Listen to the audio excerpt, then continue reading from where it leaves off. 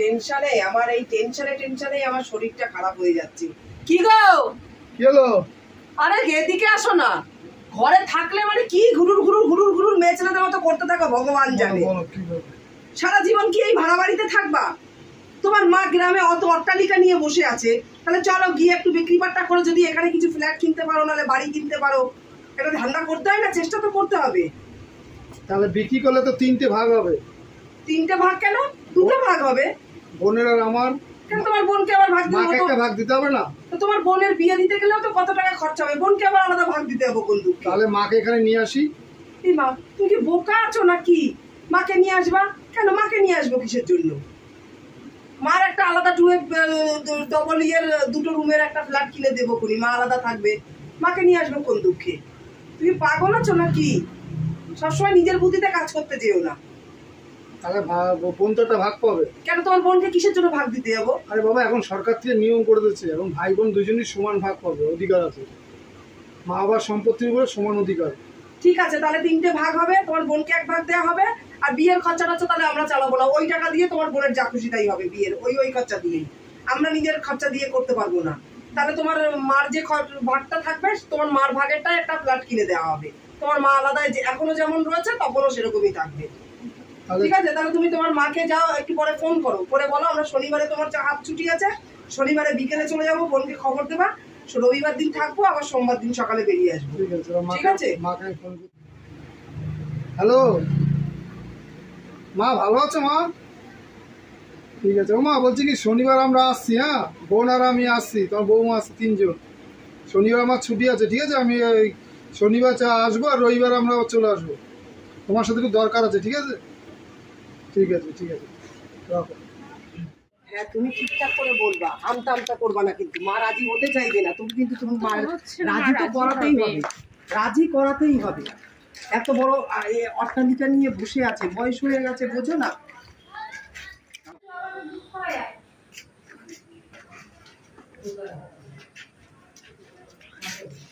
মা বাড়ি আছে?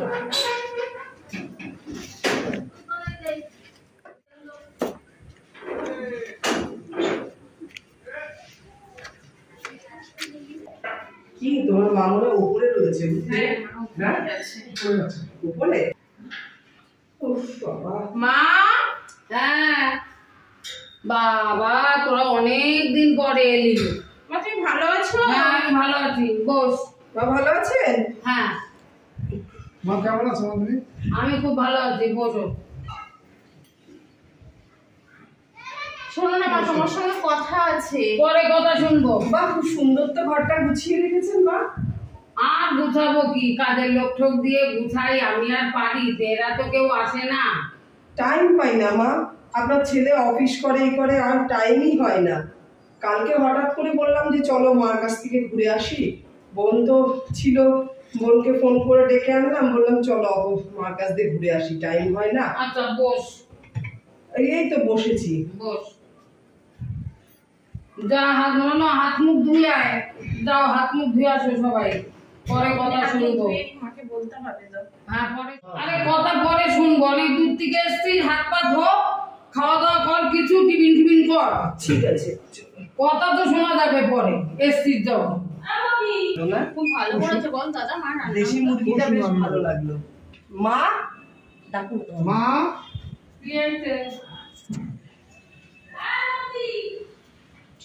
মা তোমার সাথে একটা কথা ছিল। কি কথা? খুব দরকারি একটা কথা ছিল। কি কথা ছিল? আরে তোমরা আমতা আমতা করছো কেন? আমি বলছি মা, শুনুন, আমি বলছি, আপনার ছেলে মেয়েরা আমতা আমতা করছে। হ্যাঁ, আপনার তো এত অট্টালিকা, এত রাজপ্রাসাদের মতন ঘর, আমরা তো ওখানে ভাড়া থাকি মা, বুঝেছেন? মাস গেলে আমাদের অনেক টাকা ভাড়া গুনতে হয়। আপনার মেয়েও ভাড়া থাকে। আমরা চিন্তাধারা করেছি আপনার এই বাড়িটা আমরা বিক্রি করতে এসেছি, জায়গা জমি যা আছে বাড়ি ঘর বিক্রি করব, বিক্রি করে আমরা 3টে ভাগ করব। আপনার মেয়ে এখন এইসব কথা আলোচনা দরকার নেই। আপনার মেয়ে একটা ভাগ নেবে, আমরা একটা ভাগ নেব, আর আপনার যে ভাগের টাকাটা পড়বে, আপনার ভাগের টাকাটা আমরা একটা 2 রুমের একটা ফ্ল্যাট কিনে দেবো, আপনি ওখানে থাকবেন। এখানেও তো রয়েছে। আরে ঠিক আছে, তোমরা এখন যে ঘুমাও, রাত্রি হয়ে গেছে, কাল সকালে দেখা যাবে। তো মা কথাটা গুরুত্বই দিল না কিন্তু। মা তাও চুপচাপ থাকে, ঠিক আছে, দেখি কালকে সকালবেলা এই নিয়ে কিন্তু কথা বলতে হবে। বলো আজকে ঘুমটা আসছে না কেন আমার? আজ আমার ঘুমই আসছে না, কি হলো? সবাই আত্মীয় স্বজন এসছে, তাতেও ঘুমটা আসছে না। আমি তো বুঝতে পারছি না। আমার এরকম তো হয় না, এরা না থাকা তো আমি ভালো ঘুমাই, এরা এসছে পরে। হ্যাঁ, কি ব্যাপার আমি তো বুঝতেই পারি না কিছু। আমার কি চিন্তা ঢুকে গেল মাথায় নাকি? একটু জল খাই তো, এরকম হচ্ছে কেন আমি তো বুঝতে পারছি না। একটু জল তো খেয়ে নিই।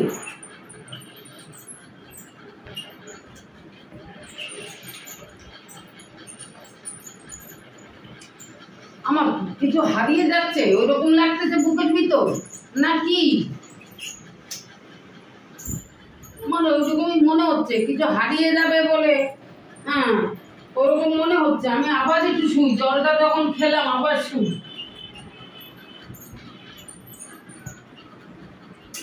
আমার তো হচ্ছে না, কি হলো বুঝতে পারছি না তো আমি। আমার বুকের মধ্যে কেরম ছাদ করছে কেন? এরা নিজের লোক এসে, আমার মনে হচ্ছে এই চিন্তাটাই আমার মাথায় ঢুকেছে। নিজের লোক এসে এই জমিটার জন্যই ওরা এসেছে। রনা, বলো।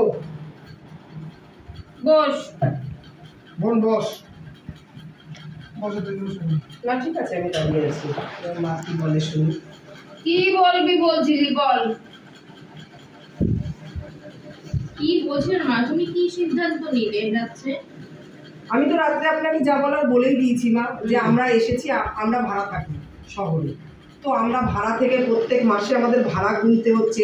আপনি তো এখানে অনেক সম্পত্তি, বাড়ি, এত বড় বাড়ি নিয়ে একা রয়েছেন, আর আমরা এত কষ্ট করে রয়েছি ও কলকাতা শহরে। তাই আমরা আপনার এই জমি বাড়ি যতটা আছে বিক্রি করব, বিক্রি করে 3টে ভাগ করব। মনাকে একটা ভাগ দেবো, আমরা একটা ভাগ নেবো, আর আপনার ভাগটা নিয়ে আমরা আপনাকে একটা ছোট ফ্ল্যাট কিনে দেবো। সেই ফ্ল্যাটে আপনি থাকবেন। দেখো বৌমা, এটা তুমি কি সিদ্ধান্ত কি নেবে বলো? আমি সিদ্ধান্ত নিলাম বাবা, শোন, তুই এক ভাগ নিবি, ওকে এক ভাগ দিবি। হ্যাঁ, আমার দুই ভাগ না এক ভাগ দিবি। যাই হোক, তোদের টাকা নিয়ে তো তোরা কি করবি, বাড়ি করবি না গাড়ি করবি, যাই কর। আর আমার টাকা দিয়ে নিয়ে তো সেই আমারে আলাদা ফ্ল্যাট কিনে দিবি তোরা। হ্যাঁ, সেই যখন তোরা আলাদাই আমারে রাখবি, তুই তো একবারও বলছিস না মা আমাদের সঙ্গে তুমি থাকবা। সেই যখন আমি আলাদাই থাকবো বাবা, তাহলে আমি এখানেই থাকি। আমার এটা শ্বশুরের সম্পত্তি, আমার স্বামীর সম্পত্তি। হ্যাঁ, আমারে দিয়ে গেছে, তোরা ছোট ছোট, তখন তোর বাবা মারা গেছে। হ্যাঁ, আমি তো বাবা এই যে বাড়ি বিক্রি করতে দেবো না। তোদের কলকাতায় যদি অসুবিধা হয়ে থাকে, তোরা এসছিস, এখানে এসে থাক। হ্যাঁ, আর তারপরে তোদের এখন এসছিস, তোরা 5 দিন 10 দিন যা থাকবি থেকে খাওয়া দাওয়া ভালো মতো খাওয়া দাওয়া কর বাবা। আমার তো তোরা নিয়ে যাবি না। হ্যাঁ, তোদের সঙ্গে তোরা তো সেটা বলিস নি আমাকে। আমার সেই ওখানেও আলাদা থাকতে হবে, আমার এখানেও সেই আমি আলাদা রয়েছি। তা আমি কেন আমার শ্বশুরের ভিটে আমি বিক্রি করতে দেবো? আমার শ্বশুর এই ভিটে আমারে দিয়ে গেছে, আমি বাবা যাবো, বিক্রি করতে দেবো না। দেখ বোন, মা তো এই কথা বললো, তুই কি বলছিস বল?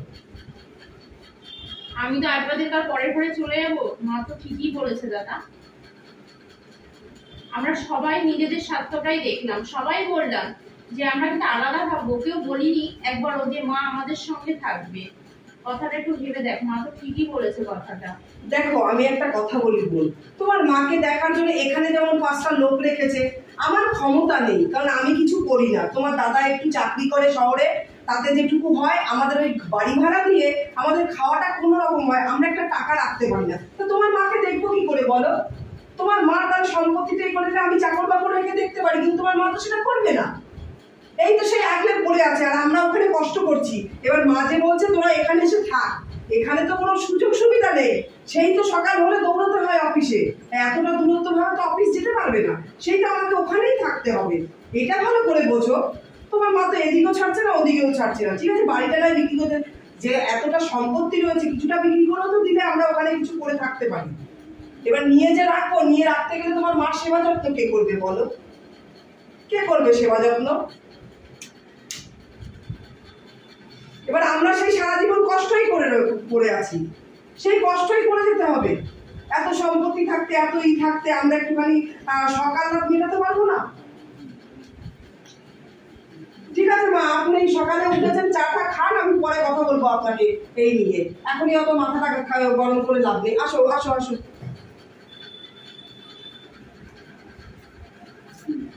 এটা এরকম স্বার্থপর, হ্যাঁ? এরা আমারে খাওয়াবে না, পড়াবে না। আমার শ্বশুরের ভিটে টুক দেখে আমার ছেলেও পারলো না সহ্য করতে, আমার মেয়েও পারলো না সহ্য করতে। হ্যাঁ, অন্য সময় আসে না আমার ছেলে আর মেয়ে, এখন চলে এসছে বাড়ির ভাগ নিতে। হ্যাঁ, আমারে তো কেউ 10টা টাকা দিয়ে হেল্প করে না। আমি ভাড়াটের পয়সা নিয়ে আমি চলি। হ্যাঁ, এগুলো কি ঠিক? আমি তো বিক্রি করতে দেব না কোনো দিনই। ওনাদের এখানে থাকতে বলছি আমি, তাও থাকবে না। হ্যাঁ, ওনারা কি দেখেছে কলকাতায় চাকরি করে, ওই এখান থেকে লোকে কি যে কলকাতায় চাকরি করে না? ছেলেরা কেরম স্বার্থপর। হ্যাঁ, আসলো বাড়িঘর বিক্রি করবে বলে প্ল্যান করছে। ছোটবেলার থেকে তো তোরা মানুষ করেছিস। মা কি হলো? আমরা আসলাম মা। কেন না থাকবো না আমরা? এই রান্না বান্না করলাম, খাওয়া দাওয়া করবি না? কি করবো মা? দিতে বাচ্চা দিকে বেচবো না? আমার তো সেই আমার তো সেই কাজ করতে হবে। আমি যা পড়াশোনা শিখেছি তা আমার চাকরি করতে হবে। তুমি দশটা দিকে বেচবো না? তুই বাজার ঘাট করলাম বাবা, এত এখন চলে যাবি না খেয়ে? না, আমরা খেতে পারবো না, কারণ চাকরিতে না গেলে এমনি 2 দিন হয়ে গেছে, আর ছুটি করা যাবে না। ও তো মা যা লেখাপড়া শিখেছে, আপনার মাঠে ঘাটে কাজ করতে পারবো না। এখানে থাকতে গেলে ওকে মাঠে ঘাটে কাজ করতে হবে, আর ও তো মাঠে ঘাটে কাজ করতে পারবে না, যা শিক্ষিত। ওকে চাকরিই করতে হবে মা। তার জন্য আমরা চলে যাই, কালকেও তাহলে যাও অফিসে জয়েন করতে আজকে পারবে। থাক বাবা, কালকে চিন্তাধারা নেবো। আজকের দিন রাত্রিটা ঘুমা একটু এখানে। শোন না দাদা, আজকে রাতটুকু বলছে এখন থেকে যা, মায়ের মতটাও তো পাল্টিয়ে যেতে পারে। কালকে সকালবেলা তাহলে উকিলকে ফোন করে দেবো, ঠিক আছে? ঠিক আছে মা, তাহলে আমরা কালকে যাবো। কালকে যাবো, ঠিক আছে? আচ্ছা মাসি, তুমি খেতে দিয়ে দাও, আসো। তাহলে দেখ, জায়গার ভাগের জন্য থেকে গেল। এখন বলবো জায়গা বিক্রি করবো, নাহলে তো অফিসের চাকরি বন্ধ হয়ে। বলছি তুমি তাহলে ঘুমাও, আমরা পাশের ঘরে আছি, একটু ভাবনা চিন্তা করে দেখবো। হ্যাঁ হ্যাঁ, ঠিক আছে, ঠিক আছে? আমি একটু ঘুমিয়ে নিই।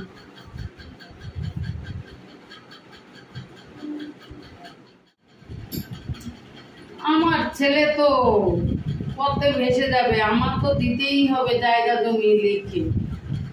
এত সুন্দর লেখাপড়া শিখালাম, হ্যাঁ দিই, আর কি করবো? আমি ছেলেরে মেয়েরে দিয়ে দিই, মেয়েটারও তো বিয়ে দিতে, ভাই দেবে বিয়ে, আর কি করবো? লিখে দিই। এই সব দেখার জন্য আমারে রেখে গেছিল। এ ঠাকুর, আমারে যদি সকালবেলায় আর এখান থেকে ভালো মানুষ না বিয়ে করতে পারে, আমার যদি মরা বিয়ে করে।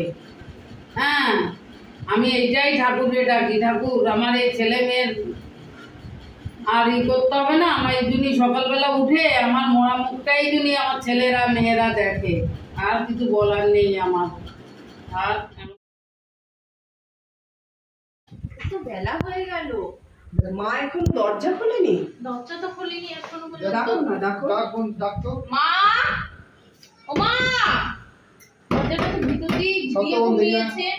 ও মাসি, মাসি, মা তো এখনো ওঠেনি। সকাল হয়ে গেছে তো আগে ওঠার কথা। আর মা তো দরজা কোনোদিন ছিটকানি দিয়ে ঘুমায় না। হ্যাঁ, তো তার ছিটকানি দিয়ে ভাঙি দাও। তুমি ডাকোনি এতক্ষণ মাকে?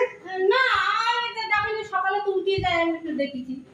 মা, ও মা, দাও ভাই, ভাত দাও।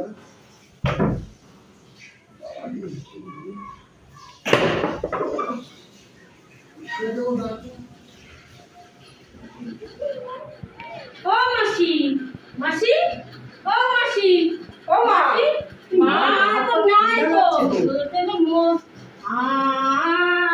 মরে গেছে। তোরা তো আসি হচ্ছে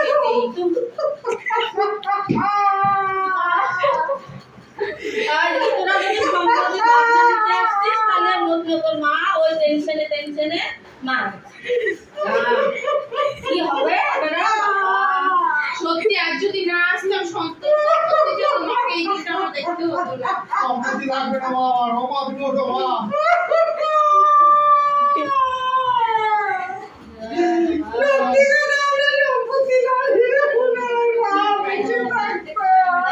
খাইনি এই টেনশনে টেনশনে। আমি তো কাজ বাজ করছি, আমি তো এদিকে আমি তো সকালে উঠে গেছে। আজ আমাদের সম্পত্তি ভুলের জন্য ভাই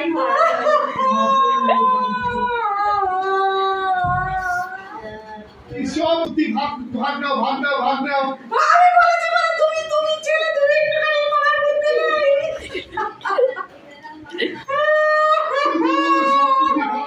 নমস্কার বন্ধুরা, আপনারা সবাই কেমন আছেন? আশা করি সবাই খুব ভালো আছেন। শুভ সন্ধ্যা। আমি ননদ বৌদি জুটি চ্যানেল থেকে বলছি। আমার ভিডিওটা যারা দেখেন তাদেরকে আমার অসংখ্য ধন্যবাদ, আর যারা কমেন্ট করেন তাদেরকেও আমার অসংখ্য ধন্যবাদ। আর সবাই আমার ভিডিওটা দেখবেন আর বেশি বেশি শেয়ার করে দেবেন, আর ভালো লাগলে কমেন্ট করে কিন্তু অবশ্যই জানাতে ভুলবেন না। আর কালকের ভিডিওটাতে আমাকে একজন সবার প্রথমে ভিডিও দেখে এত সুন্দর কমেন্ট করেছে, সর্বাণী, তোমাকে আমার অসংখ্য ধন্যবাদ। আর তোমার মানে কমেন্টটা পেয়ে আমি যে এত খুশি হয়েছি মানে বলে বোঝাতে পারবো না। আমাদের সবাই ভালো আমার পাশে থাকবে আর বেশি বেশি শেয়ার করে দেবে। জলি শিকদার, তোমাকেও বলছি তুমি কেমন আছো? আশা করি সবাই খুব ভালো আছো। এইভাবেই আমার পাশে থাকবে। নমস্কার।